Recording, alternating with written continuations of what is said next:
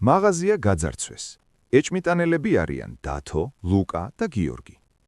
ცნობილია, რომ დათო და გიორგი იდენტური ტყუპები არიან და მათი გარჩევა შეუძლებელია. ტყუპები მშიშრები არიან და ერთმანეთის გარეშე საქმეზე არასოდეს გადიან.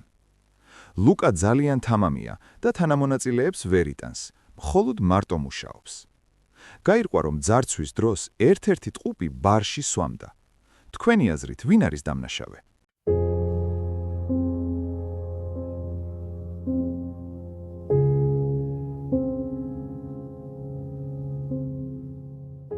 დამნაშავე არის ლუკა. ლოგიკა მარტივია. ტყუპებს, დათოს ან გიორგის, საქმისთვის პარტნიორი სჭირდებოდათ.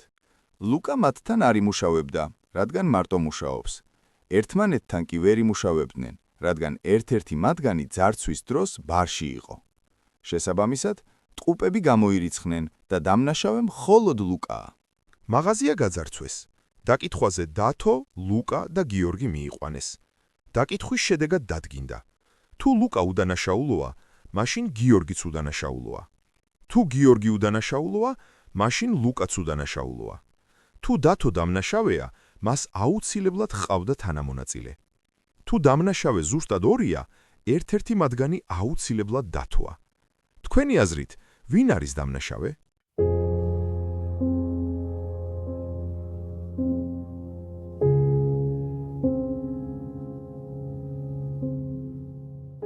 აქ სამივე, დათო, ლუკა და გიორგი, დამნაშავეა. პირველი და მეორე წესით, ლუკა და გიორგი ან ორივე დამნაშავეა, ან ორივე უდანაშაულო.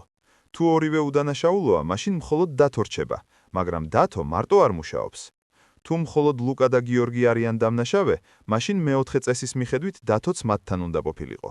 ერთადერთი გზა, რომ წესები არ დაირღვეს, არის ის, რომ სამივე დამნაშავე იყოს. დათომ ლუკას წინ სამი ზარდახშა დაუდგა: ოქროსი, ვერცხლის და ბრინჯაოსი. ერთ-ერთში ოქროს მონეტა დევს.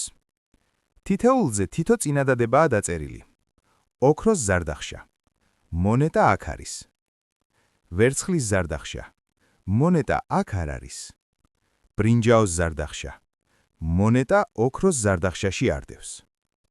დათო ეუბნება მხოლოდ ერთ მინიშნებას ლუკას, რომ ამ სამი წარწერიდან მხოლოდ ერთია მართალი. თქვენი აზრით, რომელ ზარდახშაში დევს მონეტა?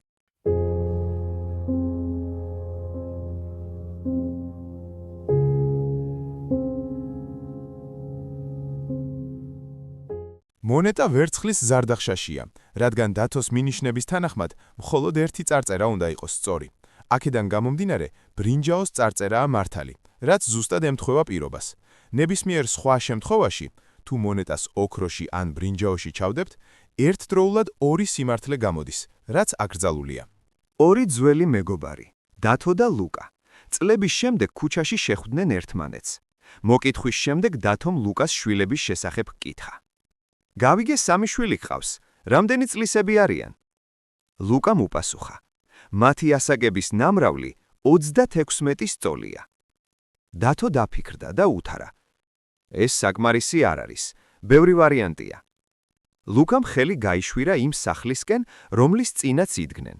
და თქვა: მათი ასაკების ჯამი ზუსტად ამ სახლის ნომრის ტოლია.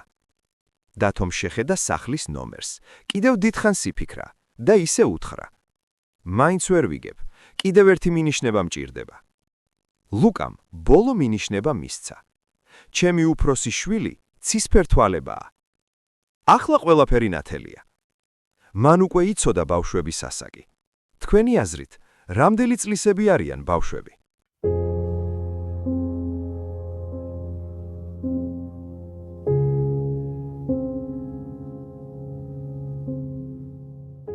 პირველი მინიშნება ბავშვების ასაკის ნამრავლი 36-ია. არსებობს რამდენიმე ვარიანტი, ამიტომ რომ შევამციროთ ეს ვარიანტები, მეორე მინიშნება უნდა გამოვიყენოთ. ბავშვების ასაკის ჯამის სახლის ნომერია. დათომ იცის სახლის ნომერი, მაგრამ პასუხს მაინც ვერ ამბობს. ეს ნიშნავს, რომ არსებობს ორი ისეთი კომბინაცია, რომელთა ჯამიც ერთნაირია. ეს კომბინაცია მხოლოდ შეიძლება იყოს 1 წლის, 6 წლის და 6 წლის ბავშვები ყავდეს, რომელთა ნამრავლი მართლაც 36-ია, ხოლო ჯამით 13. მეორე ვარიანტი შესაძლებელია 2 წლის, 2 წლის და 9 წლის შვილები ყავდეს, სადაც ნამრავლი 36-ია და ჯამი კი 13. ამიტომ დასჭირდა მესამე მინიშნება. როცა გაიგო დათომ, რომ უფროსი შვილი ყავს ლუკას, უკვე ამით დაადგინა, რომ ლუკას უნდა ყოლოდა 2 წლის ტყუპები და 9 წლის უფროსი შვილი.